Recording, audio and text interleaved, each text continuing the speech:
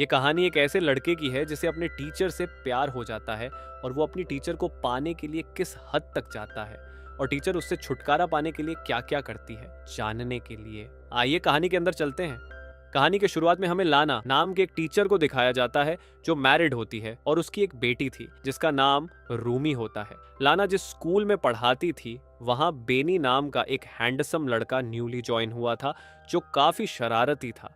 लाना जब भी क्लास में पढ़ाने आती थी तब बेनी सिर्फ उसे ही देखता रहता था, मानो जैसे कि वो प्यार करने लगा हो, जिसे देखकर लाना भी उसकी तरफ आकर्षित हो जाती है और उसे समझ में नहीं आता कि वो बेनी के साथ कैसे डील करे, क्योंकि वो सिर्फ उसका स्टूडेंट था। और कभी कभी तो बेनी लाना के इतना करीब आ जाता था कि लाना को खुद पर कंट्रोल करना बहुत मुश्किल हो जाता था। इसलिए लाना उसके अट्रैक्शन से बचने के लिए उसे जितना हो सके उतना दूर रहने की कोशिश करती थी। फिर एक दिन लाना अपने क्लास के सभी बच्चों को टेस्ट पेपर देती है और उनका एग्जाम के बारे में इंस्ट्रक्शन देती है, पर तभी वो देखती है कि बेनी अपने पेपर में कुछ भी नहीं लिख रहा है और उसकी तरफ ही देखे जा रहा है। तब लाना उसको इग्नोर करने लगती है। फिर क्लास के बाद वो अपनी बेटी रूमी को स्कूल से लेने जाती है। तब रूमी अपनी माँ को बताती है कि स्कूल बहुत बोरिंग था, जिसे सुनकर लाना हंसने लगती है। फिर जैसे ही वो रूमी को कार में बिठाती वक्त उसकी नजर बेनी पर पड़ती है जो अपने कुत्ते के साथ वॉकिंग पर आया हुआ था। थोड़ी देर बेनी को देखने के बाद वहां से जाने लगती है।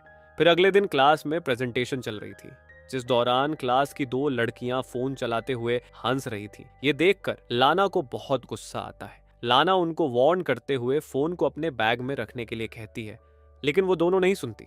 तो लाना उनसे उनका फोन मांग लेती है और कहती है कि क्लास के बाद उन्हें उनका फोन लौट आएगी, जिस पर एक लड़की लाना को फोन देते हुए उसको चुड़ैल कहती है, जिसे सुनकर क्लास में मौजूद सारे स्टूडेंट्स हंसने लगते हैं।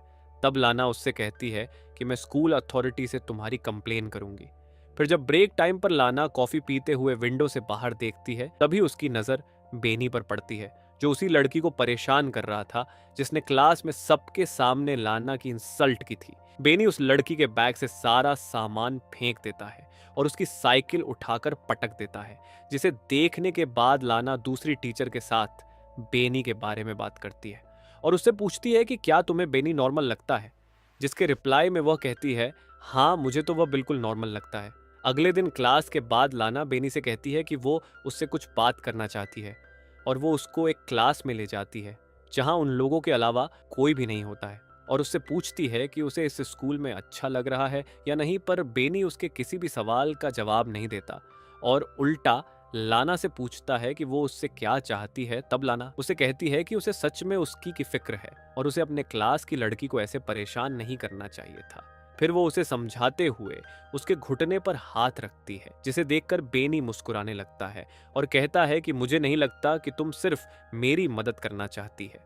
तब लाना कहती है कि उसे उसकी फ्यूचर की फिक्र है क्योंकि पिछले टेस्ट में वो फेल हो गया था, जिसे सुनकर बेनी हंसने लगता है और कहता है कि फालतू की बातें छोड़ो और सच बताओ कि तुम मेरे से क्या चाहती हो।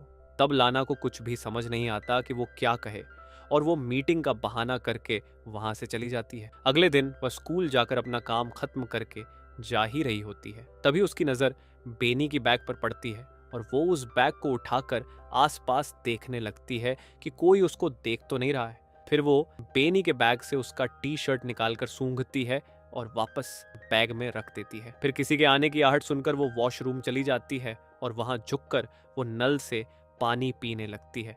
लेकिन जैसे ही वो उठती है तो अपने सामने बेनी को देखकर नर्वस हो जाती है। तभी बेनी उसके स्तनों को छूता है और उसके गर्दन में किस करने लगता है।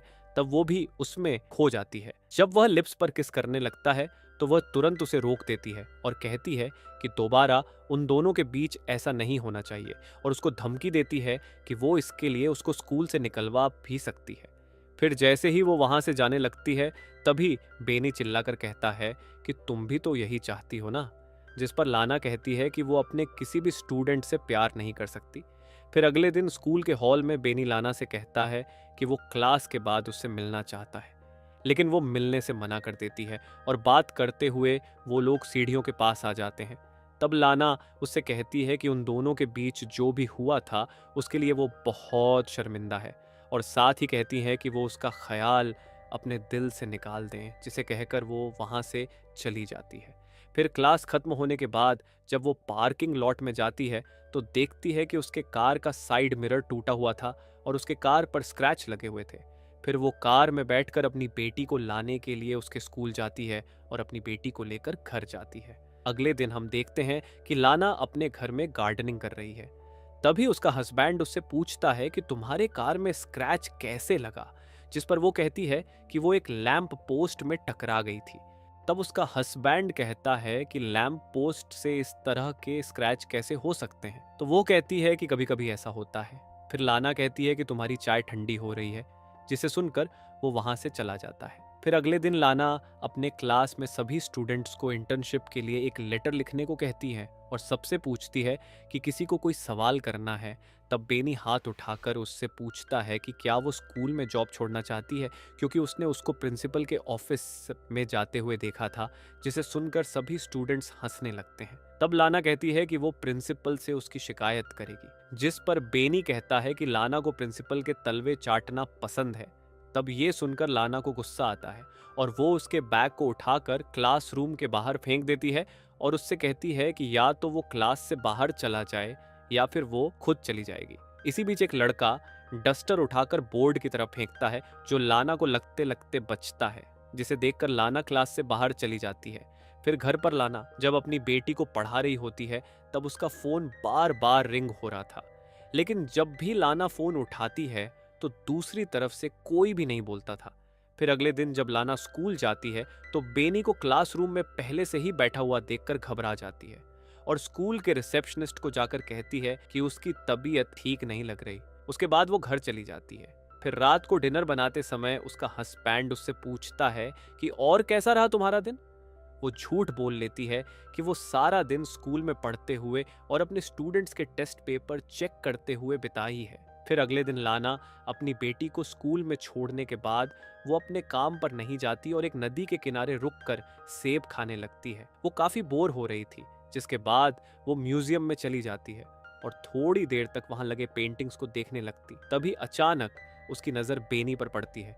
उसे वहां देखकर वो डर जाती है और जल्द से जल्द वहां से निकलने की कोशिश करती है, पर जैसे ही लिफ्ट बंद होने वाला था तभी वहां पर बेनी आ जाता है और वो लाना से कहता है कि मैं तुम्हें बहुत मिस कर रहा था, जिससे कहकर वो उसके स्तनों को फिर से छूने लगता है। तब लाना भी आउट ऑफ कंट्रोल होकर उसको किस करने की कोशिश करती है, लेकिन बेनी उसको तुरंत रोक देता है और वो उसे सिर्फ छू कर उसको सिड्यूस करना चाहता था। फिर उस रात लाना को बार बार बुरे सपने आते हैं कि उसकी फैमिली उससे दूर हो गई है, इसीलिए वो घबरा कर जाग जाती है। फिर अगले दिन वो चुपके से स्कूल के प्रिंसिपल के ऑफिस में जाती है और वहां से टेस्ट पेपर चुरा कर लाती है।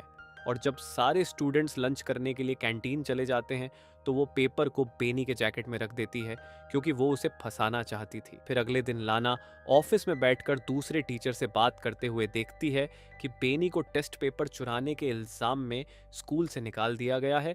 फिर उसके जाने के बाद लाना उसको मिस करने लगती है और उसके साथ बिताए गए पलों को याद करने लगती है। फिर एक दिन लाना और उसकी बेटी एक बुक स्टोर में जाते हैं, क्योंकि रूमी को अपने दोस्त के लिए कुछ गिफ्ट खरीदने थे, पर रूमी वहां जाकर एक टॉय को लेने की जिद करने लगती है, मगर लाना उसको मना कर देती है। फिर थोड़ी देर बाद रूमी कहीं पर गायब हो जाती है। तब लाना उसको ढूंढने लगती है और काफी देर तक ढूंढने के बाद भी वो उसको कहीं नहीं मिलती, इसलिए वो सिक्योरिटी गार्ड से सीसीटीवी फुटेज चेक करवाने के लिए कहती है। तब सीसीटीवी फुटेज में वो देखती है कि बेनी उन दोनों का पीछा कर रहा था और रूमी को स्टोर से बाहर निकलते हुए देखकर वो पैनिक हो जाती है और सोचती है कि बेनी उसे ले गया। लेकिन तभी उसे उसके हस्बैंड का कॉल आता है कि रूमी उसके साथ घर पर है, जिसे सुनकर लाना खुश हो जाती है और घर चली जाती है। फिर उस रात सोते हुए उसे बार बार दरवाजे खटखटाने की आवाज सुनाई देती है, जो सिर्फ उसका इमेजिनेशन के अलावा कुछ भी नहीं था। जब वो वहां जाकर दरवाजा बंद करने लगती है, जिस दौरान वो इमेजिन करती है कि वो बेनी के साथ इंटीमेट हो रही है, इसका मतलब वो बार बार बेनी के बारे में सोच रही थी। सुबह हो जाती है, तभी उसका हस्बैंड आने पर उसका सपना टूट जाता है। उसके बाद लाना कार लेकर बेनी के घर के पास जाती है और वहीं रुककर बेनी का इंतजार करने लगती है। फिर वो जैसे ही अपना स्कूटर लेकर कहीं जाने लगता, तब लाना उसका पीछा करने लगती है और पीछा करते हुए वो एक सुनसान जगह में पहुंच जाती है और सुनसान सी जगह होने की वजह से सीसीटीवी कैमरा भी नहीं है, जिसकी वजह से वो अपनी कार की स्पीड तेज करती है और वो बेनी को साइड में से अपनी कार से टक्कर मार देती है, यानी कि उसने बेनी से पीछा छुड़ाने के लिए उसको मार डाला। मेरे पर्सपेक्टिव से दोनों ही गलत है, पर लाना का बिहेवियर साइकोपैथ ज़रूर है, बिकॉज बेनी ने लाना को ऐसे भी तंग नहीं किया कि वो उसे मार दे। और इसी के साथ ये मूवी यहीं पर ख़त्म हो जाती है। अगर वीडियो पसंद आई तो लाइक कर देना, चैनल को सब्सक्राइब कर देना। मिलते हैं अगली वीडियो में।